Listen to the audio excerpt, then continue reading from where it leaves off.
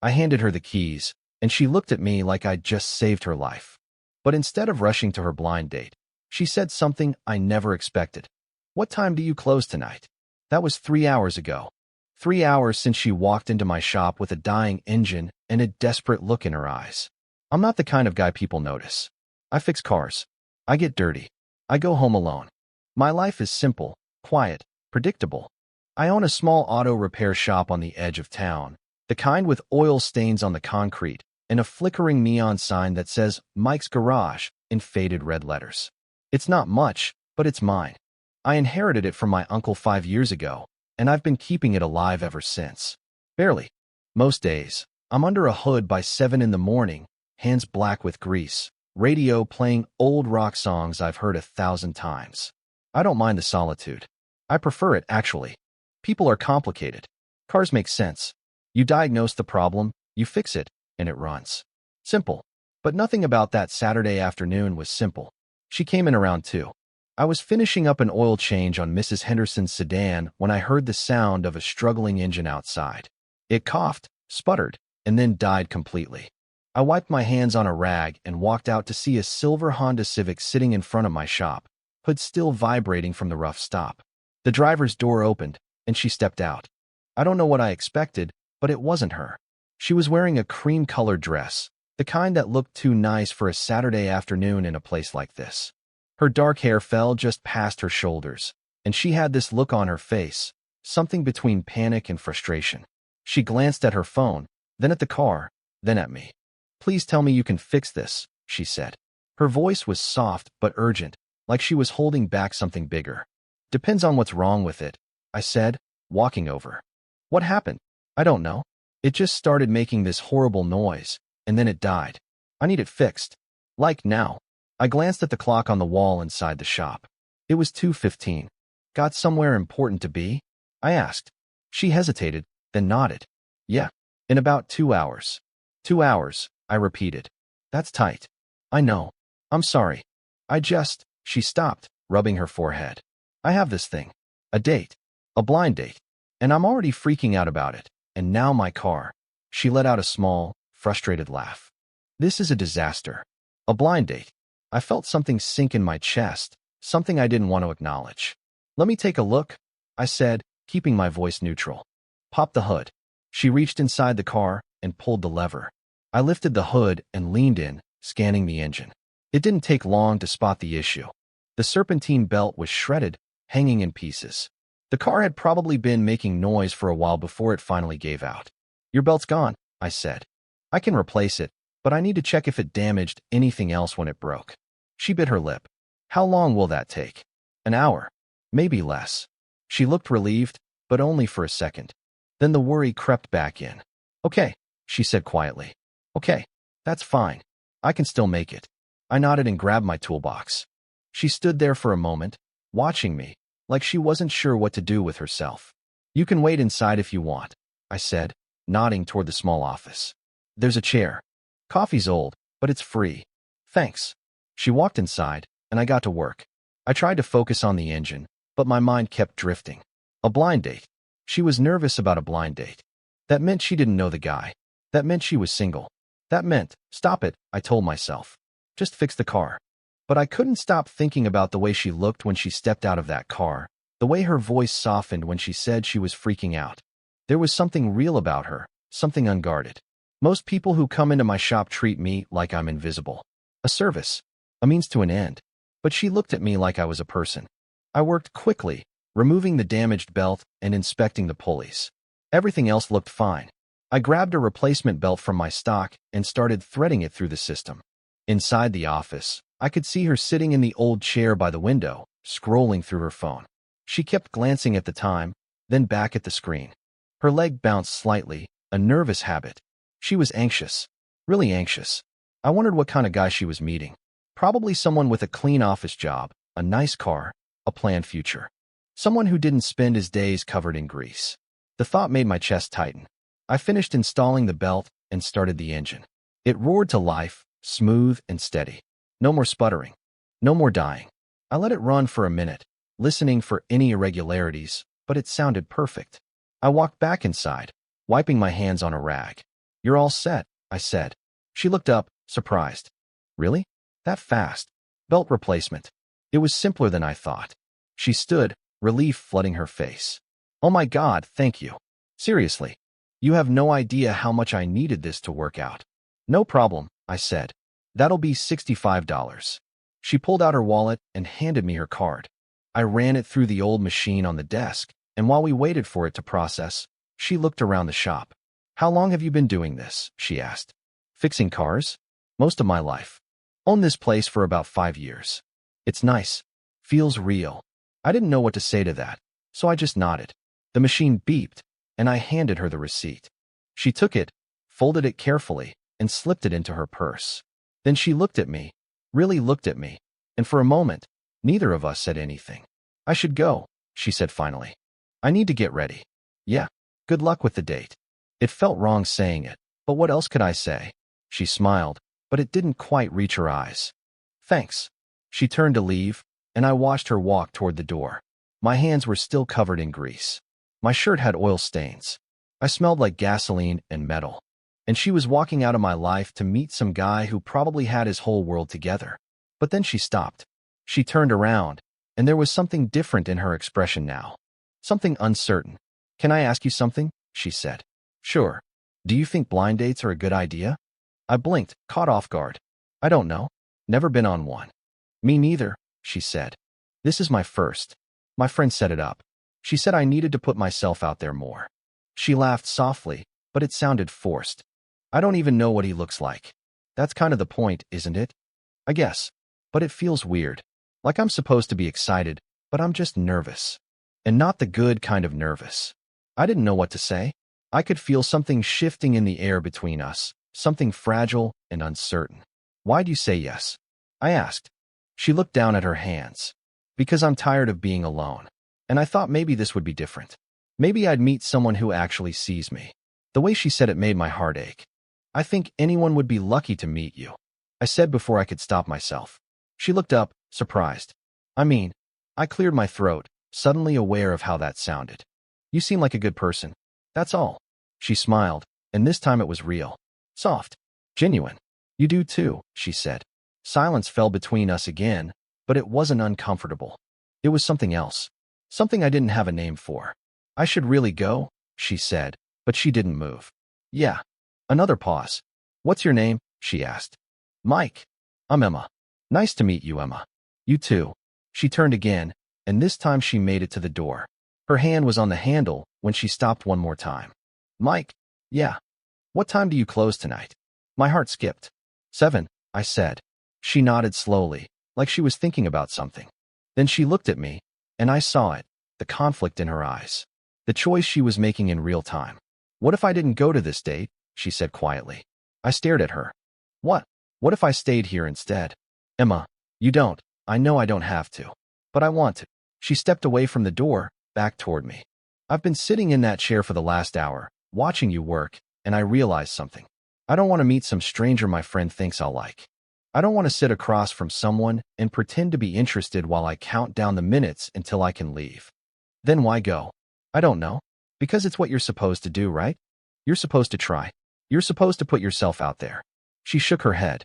But sitting here, talking to you for 5 minutes, felt more real than anything I've felt in months. My pulse was racing now. You don't even know me, I said. I know you fixed my car when I was panicking. I know you didn't try to upsell me or make me feel stupid for not knowing what a serpentine belt is. I know you looked at me like I was a person, not just another customer. She paused. And I know that when you said anyone would be lucky to meet me, you meant it. I didn't know what to say. My mind was spinning. Emma, I'm just a mechanic. I work 70 hours a week. I live in a 1-bedroom apartment above a laundromat. I'm not. I don't care about any of that, she said, cutting me off. I care that you made me feel safe. I care that I didn't want to leave. She took a step closer. So I'm asking you, Mike. What time do you close tonight? I could barely breathe. 7. I said again, my voice rougher this time. Then I'll come back at 7, she said. If you want me to. Did I want her to? Yes. God, yes. But doubt crept in fast. What if she regretted this? What if she woke up tomorrow and realized she made a mistake, that she should have gone to that date, that I wasn't worth it? You don't have to do this, I said. I know. You should go. Meet the guy. Give it a chance. I don't want to. Emma, Mike. She looked me straight in the eyes. I'm not asking you to marry me. I'm asking you to have dinner with me. That's it. Just dinner. And if it's terrible, we'll both go home and forget it ever happened. But if it's not, she trailed off, leaving the rest unsaid. If it's not. I looked at her, standing there in her cream-colored dress, her hair slightly messy from the stress of the day, her eyes full of something I couldn't quite name. Hope, maybe. Or courage. Okay, I said. Her face lit up. Yeah. 7 o'clock. She smiled, and it was the kind of smile that made everything else disappear. Okay, she said, her voice soft. I'll see you then. She turned and walked out, and this time she didn't stop. I watched her get into her car, start the engine, and pull out of the lot. She glanced back at me through the window, and I raised my hand in a small wave. Then she was gone. I stood there for a long time, staring at the empty space where her car had been, trying to process what just happened. She chose me. She had a blind date waiting for her, and she chose me. The rest of the afternoon passed in a blur. I finished Mrs. Henderson's sedan, swept the shop floor, organized my tools. But my mind was somewhere else entirely. I kept replaying the conversation, her words, the look in her eyes. What if she changed her mind? What if she realized this was a mistake and didn't come back? By 6:30, I was convinced she wouldn't show. I cleaned up, washed the grease off my hands, changed into a cleaner shirt I kept in the back. I didn't have anything fancy, just a plain black t-shirt and jeans, but it was better than the oil-stained work clothes. At 6:50, I turned off the lights in the shop and locked the front door. At 6:55, I sat on the bench outside, watching the road. At 7, her silver Honda pulled into the lot. My heart stopped. She got out, and she changed too. She was wearing jeans now, a simple white blouse, her hair pulled back. She looked nervous. Beautiful. Real. Hi, she said, walking over. Hi. I wasn't sure you'd still be here, she admitted. I wasn't sure you'd come back. She smiled. I almost didn't. I got halfway home and started thinking about all the reasons this was a bad idea. What changed your mind? I realized I didn't care if it was a bad idea. I just wanted to see you again. Something in my chest cracked open. There's a diner 2 blocks from here, I said. Nothing fancy, but the food's good. Sounds perfect. We walked side by side down the quiet street, the evening air warm and still. Neither of us said much, but it didn't feel awkward. It felt like we were both trying to figure out what this was, what it could be. The diner was small, the kind of place with red vinyl booths and a jukebox in the corner. We slid into a booth by the window, and a waitress brought us menus. So, Emma said, looking at me over the top of her menu. Tell me something about yourself. Something real. I thought about it. I'm not good at this, I said honestly. Talking about myself. I'm better with cars. Why cars? Because they make sense. You can see what's broken. You can fix it. And people don't make sense? Not usually. She smiled. Fair enough. What about you? I asked. What do you do? I'm a librarian. That surprised me. I don't know why, but it did. Really? Yeah. I work at the public library downtown. It's quiet.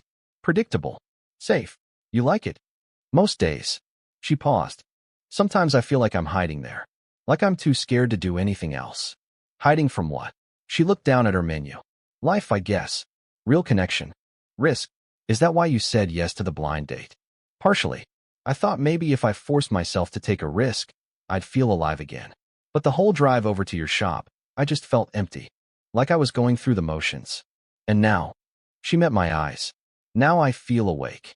The waitress came back, and we ordered. Burgers, fries, coffee. Simple. Easy.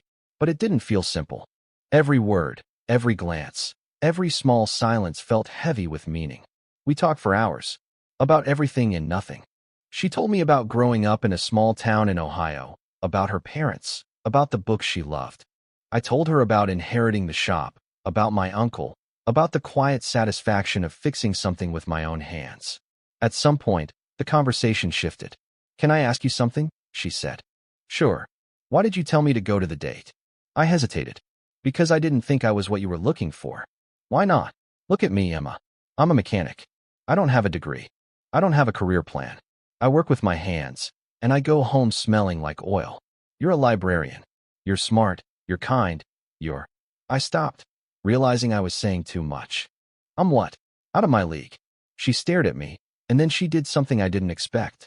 She reached across the table and took my hand. Her fingers were warm, soft.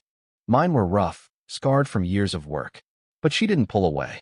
You're not out of my league, Mike, she said quietly. You're exactly where I want to be. I didn't know what to say. I've spent so much time looking for someone who checks all the boxes, she continued. Someone successful, someone impressive, someone my friends would approve of. And you know what? I've been miserable. Because none of those people made me feel the way you do. How do I make you feel? Safe. Seen. Real. My throat tightened. I don't want perfect, she said. I just want honest. And you're the most honest person I've met in a long time. We sat there, hands linked across the table, and I felt something shift inside me. Something I'd kept locked away for years, hidden under grease and work and loneliness. Hope. When we finally left the diner, it was past 10. The streets were quiet, the air cooler now. We walked back toward the shop slowly, neither of us in a hurry. Thank you for tonight, she said. Thank you for coming back. We stopped in front of her car. She turned to face me, and for a moment, we just stood there, close enough that I could see the faint freckles on her nose. Can I see you again? I asked. She smiled. I was hoping you'd ask. Tomorrow. Tomorrow. She leaned in, and I thought she might kiss me, but instead she rested her forehead against mine, just for a second. It was soft, intimate, more meaningful than any kiss could have been. Then she pulled back, got in her car, and drove away. I stood there, watching her taillights disappear into the night, and for the first time in years, I felt like I wasn't alone. The next few weeks were the best of my life. Emma came by the shop almost every day after work. Sometimes she'd bring coffee, sometimes a book she thought I'd like. We'd talk while I worked, and she'd sit in that same old chair by the window, reading or watching me, and it felt right. Natural, like she'd always been there. We went on real dates too.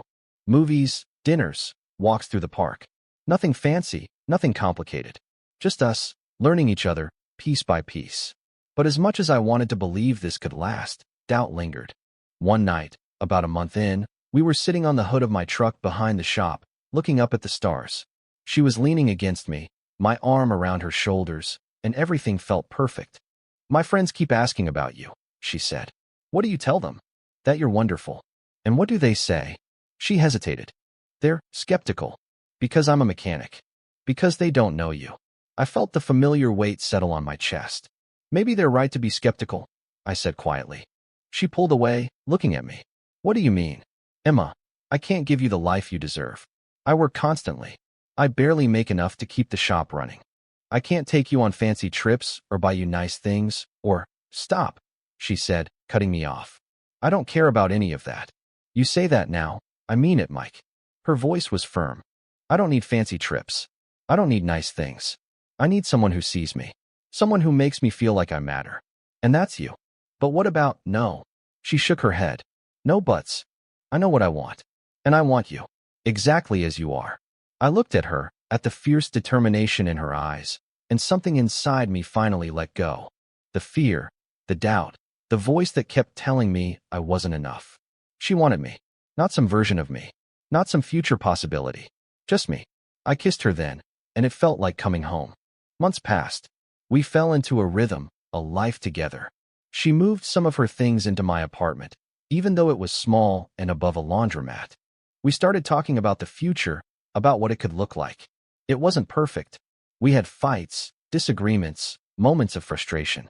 But we always came back to each other. Always. One evening, almost 6 months after that first day, we were back at the diner, sitting in the same booth by the window. You know what I realized?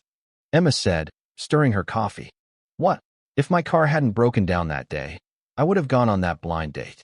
And I probably would have had a terrible time. And I would have gone home alone, convinced that I was destined to be lonely forever. But your car did break down. Yeah. She smiled. Best breakdown I ever had. I reached across the table and took her hand, the same way she'd done that first night. I love you, I said. It was the first time I'd said it out loud. Her eyes filled with tears. I love you too. And I believed her. Because she chose me. Not because I was perfect, or successful, or impressive, but because I was real. Because I saw her. Because we made each other feel alive. Sometimes the best things in life aren't planned. They're not the result of blind dates or perfectly orchestrated meetings. Sometimes they happen in small auto repair shops on random Saturday afternoons, when you least expect it. Sometimes they happen when someone chooses you. And that choice changes everything. If you like this video, don't forget to hit the like button and subscribe to the channel. Thanks.